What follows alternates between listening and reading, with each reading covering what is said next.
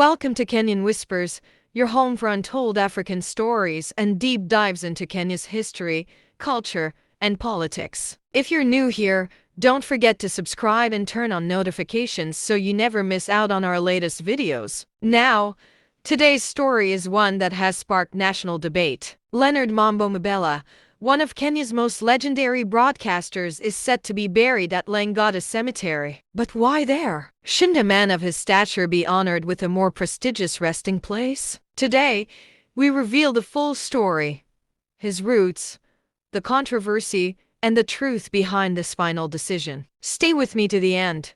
For decades, Leonard Mambo Mbotela was more than just a radio presenter. He was the voice of Kenya during its most defining moments. His program, Huni and Wana, wasn't just a radio show. It was a cultural movement that shaped national conversations. His voice carried the weight of history, and his name became synonymous with excellence in journalism. But now, his passing has left the nation with a big question: where should a man of his legendary status be laid to rest? When Mbotela's family announced that he would be buried at Langata Cemetery on February 15th, the news didn't sit well with everyone. Many Kenyans, including veteran broadcaster Fred Obachi Machoka, openly questioned why a national icon was being buried in a public cemetery. Some Kenyans felt that a man of his stature deserved a more prestigious burial site, perhaps at Heroes Corner or another historically significant location.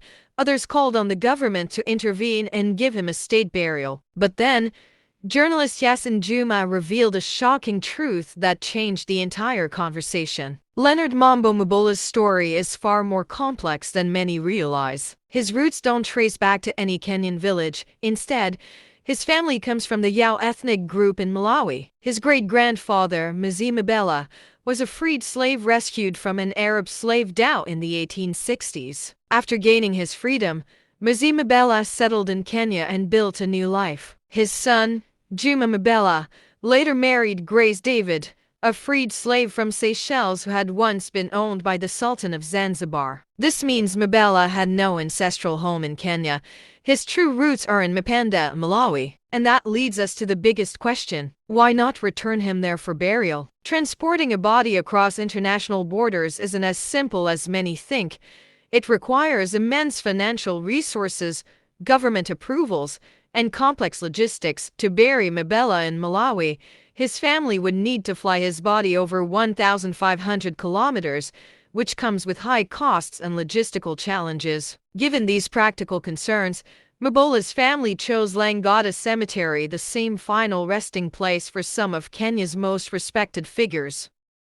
Mbotela is not alone in being laid to rest at Langata. Over the years, this cemetery has become the final home for several iconic Kenyans. Some legendary Kenyans buried in Langata Cemetery include Janet Wanja Malkia, Strikers volleyball legend, passed away in 2024. Jambi Koikoi, popular reggae DJ and radio host, buried here in 2024. Yusuf Haji, former Garissa senator, buried in 2021 under Islamic traditions. Kulo Malam Banisa MP, laid to rest in 2023. Mzee Ojwang, the legendary comedian, buried here in 2015. Mbotela's burial has reignited a larger debate. How does Kenya honor its legends? Should there be a national heroes cemetery, a dedicated space where icons who shaped the country's history can be remembered with the dignity they deserve? Countries like South Africa, the United States, and Zimbabwe have designated burial sites for their most influential figures.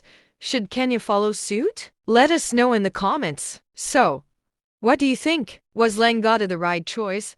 Or should Mbotela have been given a state burial? Let's discuss in the comments. If you enjoyed this video, hit the like button, share, and subscribe for more in-depth Kenyan stories. Until next time, keep the conversation alive.